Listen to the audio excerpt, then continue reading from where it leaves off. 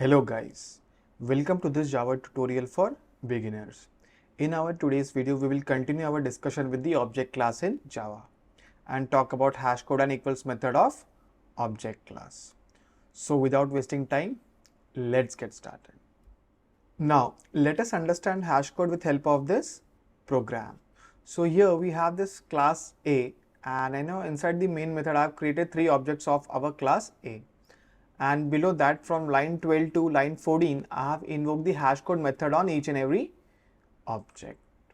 So first, let me compile and run this program.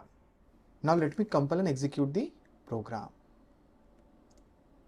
So here you can see we have same hashcode value for our reference variables A and A1, while we have different hashcode value for our reference variable A2, right?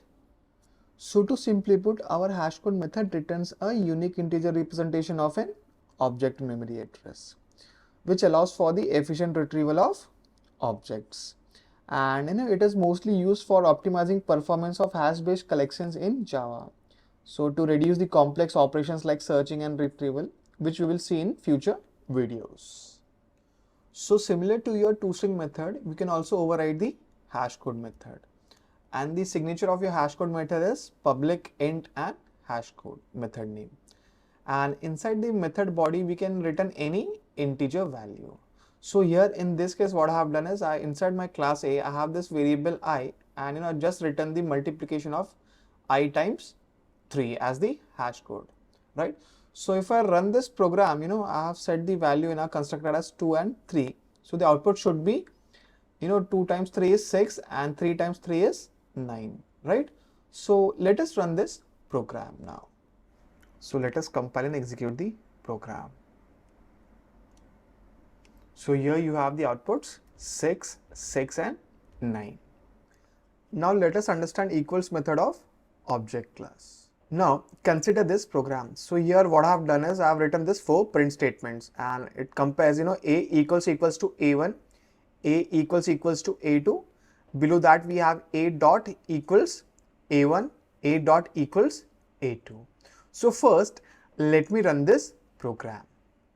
So now let me compile and execute it. And here we have the output as true, false, true, false. So now if you look at this program carefully, you will see that irrespective of the equals or dot equals method, if the references refer to the same object, then the output will be true. So here A and A1 refer to the same object. That's why the output was true. And below that we had the output as false, right?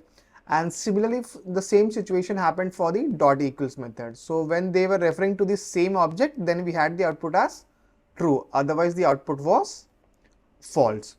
So dot equals, compares the reference. So if they refer to the same object, then the output will be true for the objects. Otherwise the output will be false.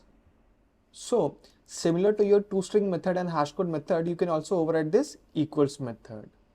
But we are not going to do this right now. For now, you just remember that this equals method will compare the references of the object. So if they both refer to the same object, then we'll have the output as true. Otherwise it will be false. So that is it for the today's video. And don't forget to subscribe for more Java programming videos like this. And I will see you until next time.